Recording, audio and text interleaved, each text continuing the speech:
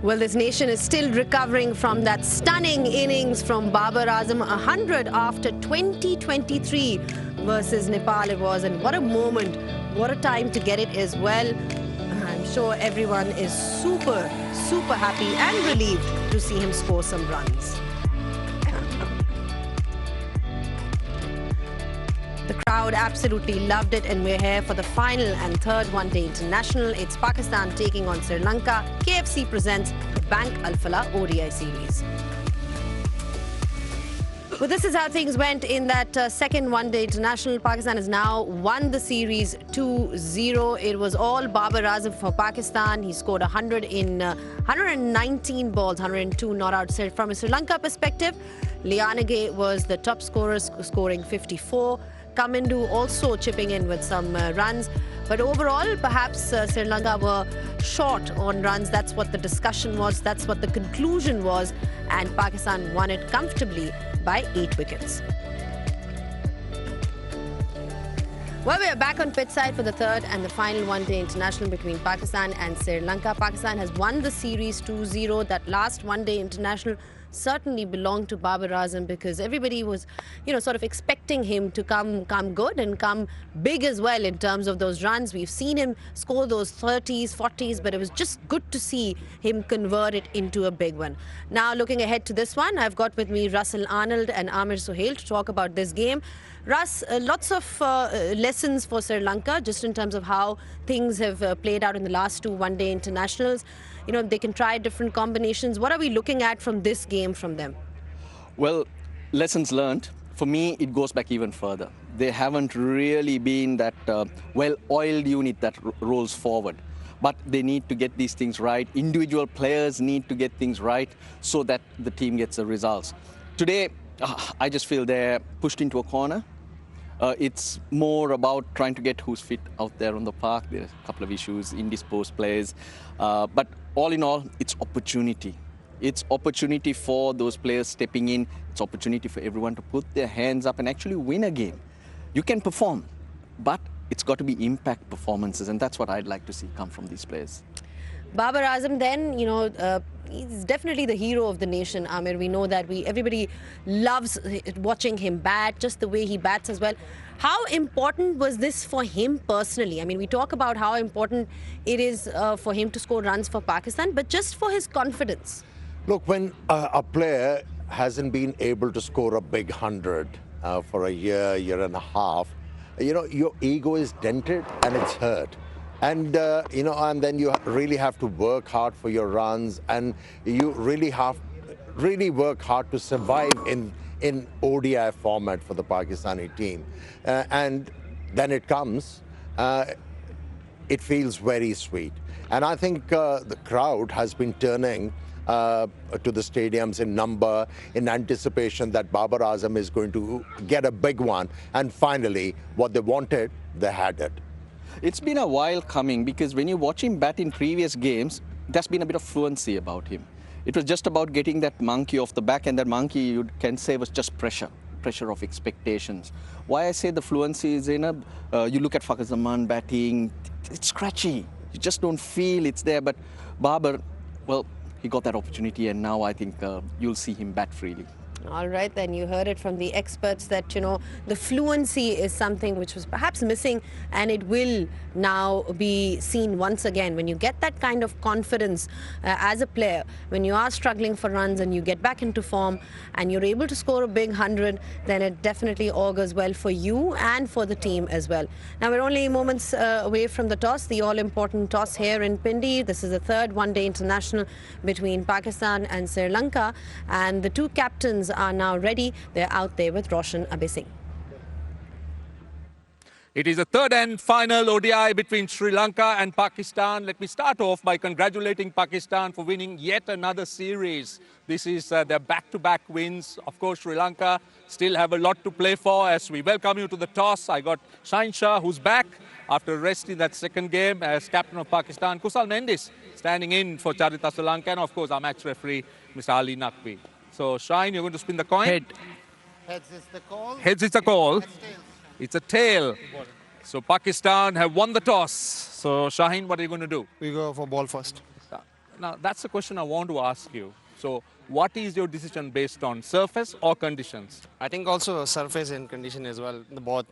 And second innings will be more due, so we'll go for fast bowling, that's why.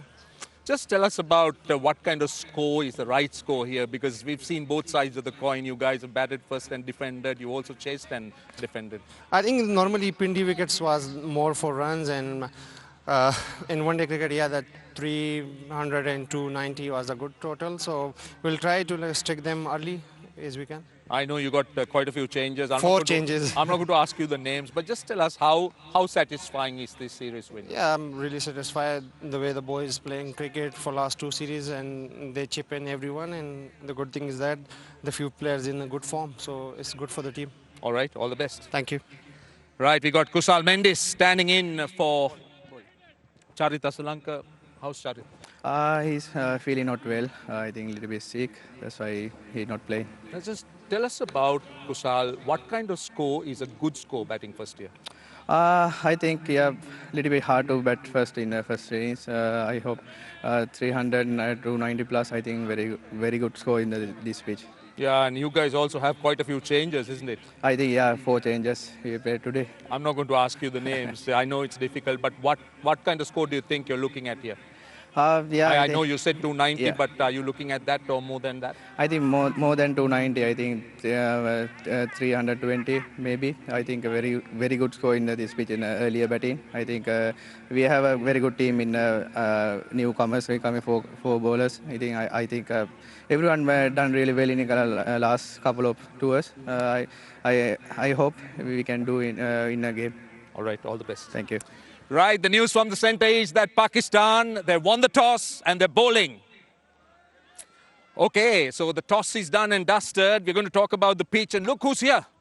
It's me. The birthday boy. Yeah. Happy birthday, Waka. Thank you very much, birthday. Bashan. I'm not going to ask you how young you are, but then we got to celebrate. We'll leave it there. Yep. You know, I know. Not have to go too much into it. But yeah, so quite a few changes in the sides. Both teams, some flews around, and then weather is changing, so there are a lot of issues. But the pitch looks really good. Back to the first one. First one. I thought the bowlers enjoyed it, especially with the new ball. And I feel with the spraying of water on this surface and rolling, I think bowlers will have a little bit of say up front early on, because I feel that there's a little bit of moisture in it, and these cracks are definitely opening up a little bit, but more grass on this surface than the one we played previously. So I feel it's just you got to be really watchful up front against a new ball, and once the new ball gone, maybe 6-8 overs, I think things become really easy to bat on. So you were very big with the third seamer in that first game. Yeah. You're going with that same thought process? Yeah, I still feel that you should always have 3 seamers in the ODI cricket. 50-over cricket is a long game. It's not one T20 cricket. So 3 seamers, maybe a spinner and an all-rounder. I think that's the way one should be looking to go. But yeah, definitely 3 seamers on this surface. Sri Lankan captain said 320. Agree? Oh, 320. If they get 320, I think it'd be bonus. Pakistani bowler is going to come really hard. Right, let's see. So Sri Lanka, they're batting first, and this is what Waka thinks about the pitch. 320 is going to be a bonus. So let's see how it goes. 320 is going to be a bonus. Then Pakistan winning the toss, and they have elected to bowl first once again. Relatively, we've seen that conditions for batting here, Russ, have been pretty good so far. It is good. It's sometimes strange when we see batters struggle, but they're ending up close to 300. So the opportunities are there to score. I'm not too sure that targeting 320 from the start is a good thing. That would mean you're looking to hit the ball, you're looking to take chances, and it's very likely you lose your way. It's always better to go for that par, maybe that 280 where you end up getting there first. You make good decisions and you get that foundation right, and then you go. So it is a tricky situation, and Sri Lanka have now invited that pressure on their batters. I mean, we've seen that in this ODI series, Amir, that, the teams batting first have been struggling in that power play, haven't been going all guns blazing. But then you can still manage to get over 300. What should be the right approach in these conditions? I think setting a total like 320 is a good thing, but you have to find a method how to go about it.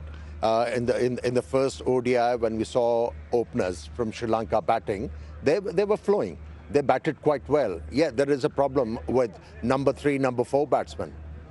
with Sri Lanka, because that's where they go really behind the game. Because if you lose 2-3 quick wickets, you are chasing the game. And I think if they could address that, they have a batting lineup to achieve 320 runs.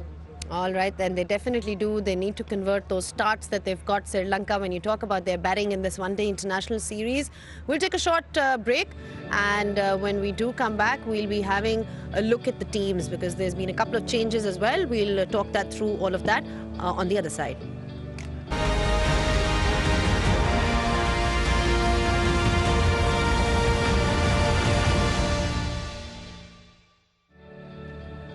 All set for the third one-day international between Pakistan and Sri Lanka, and Pakistan has won the toss, bowling first. Couple of changes for them then, Russ, just trying out different combinations. What's happening with Sri Lanka 11? 4 changes, in fact, most of them forced. Kusal Mendis is captain. He's captained Sri Lanka 16 times before, but 1.5 years ago is when he captained last. So there's a debut for Pawan Ratnayaka, exciting youngster. He scored heaps of runs and he's earned this opportunity. He'll slot into the middle order. And then in the bowling, Mahesh Theekshana comes back in because Wanindu Hasaranga, we saw him limping around. So precautionary with him that he doesn't do his hamstring, which he struggled with for quite a while.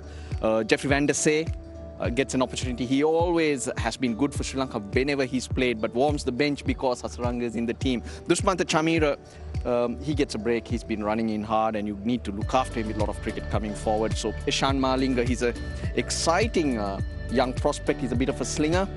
So Sri Lanka with a new look team, but a lot to play for. New heroes. We're always looking for new heroes. New heroes is what every team is looking for, and Pakistan is also always looking for new heroes. Faisal Akram gets the opportunity. That's the news of the day, Amir. Yeah, that's a very good thing that Faisal Akram is getting a gig, because in my opinion, he can be a very handy cricketer for the forthcoming World Cup played in Sri Lanka. So pitches over there are going to suit his style of bowling. Another thing which is very refreshing, Wasim Jr. is actually getting into the groove, and to persist with him and give him another opportunity is very good thinking. Hasibullah is also playing today. Yep. That's another interesting change, because they've been players that just haven't gotten opportunity. They've been warming the bench. How do you look at this opportunity for him then? I think they have to make their mark. He's getting an opportunity. I think after Zimbabwean tour, we featured in a ODI for Pakistan, and here's a big opportunity for him. And in his interview when Rizwan was stating that he's there to actually groom 1 or 2 other wicket keepers to replace him, and once he's replaced, Pakistan is not going to feel the pinch. Fakhar Zaman in that last one-day international was kind of struggling. We saw he was given at least 3 or 4 opportunities missed by Sri Lanka. I mean, how do you look at his innings firstly, and how do you think he can sort of overcome? He seems a bit unsure out there. Let me tell you, once as a batsman, you lose your form and you're under pressure, the best thing for you to do is move away from the natural game, go back to the basics. And it's refreshing to see Fakhar Zaman has finally realized that in order to perform day in and day out, you have to work hard for your runs. You cannot blaze away in every outing you enjoy. So giving importance to the defensive technique and giving importance to the fact that staying at the crease is going to serve you better. And there was one thing, Amir, when he was batting, we spoke about the scratchiness, but the moment he got out, that particular over, he was swinging at everything from Chamira. In fact, he got one into the stands, which was outstanding, but did he need to keep swinging at everything? So that tells me up there's another voice that's distracting. Yeah, you know, I think it happens to you as a batter. You get too comfortable at times and you think that, okay, now I've spent enough time at the crease and I can play or execute any stroke in the book. Right. In terms of Sri Lanka, you said Van der Sey is playing today. Tell us a little more about him, because it's always exciting to see a leg spinner come forward in this particular format. He's 35 years old. He's been around for ages, but he's been managing to keep his spot in the squad in every tour, because whenever Hasaranga, I mentioned the fact that he's struggling with a hamstring injury. He did struggle with it over the last 2-3 years. That's why they're being cautious with him. and he's had to step in for a game, drop, sits out for 6 months, with the squad travels, plays again, and he's always put his hand up and picked up those wickets in the middle overs. He's slightly different to Hasaranga, looks to bowl the leg breaks a lot more than the wrong uns from Hasaranga, but a tremendous competitor, and I'm really happy for him that he's got this opportunity, and hopefully he can make an impact. And sometimes I feel playing the two leg spinners might not be a bad option for Sri Lanka. No, that's what I was going to say. You know, although they have run 4 changes for today's game, but the mindset remains the same. Still going for that formula of 4 frontline bowlers, 2 all-rounders. It doesn't work on pitches like this. You know, you got to have 5 frontline bowlers, and you got to have an insurance in batting all-rounders. It hasn't worked for Sri Lanka, but the mindset remains the same, and that is surprising for me, actually. Look, the balance that since you bring it up, I'll highlight a fact of Sri Lanka's away record. The one tremendous number of series at home. The pitch is slightly more sluggish. The batters who bowl those ifs and dots like we did, they come into it, and hence that combination is effective. But on better pitches where you need good bowlers, only good spinners will get turned out of here, not the part-timers. And hence, it's reflecting in the results. You don't have to look too far. You spoke about specialists, Russ. Is there a rule in the cricket textbook that you can't play 2 leg spinners in the side or something? I mean, we see that a lot by the teams more often than not. Pakistan did that.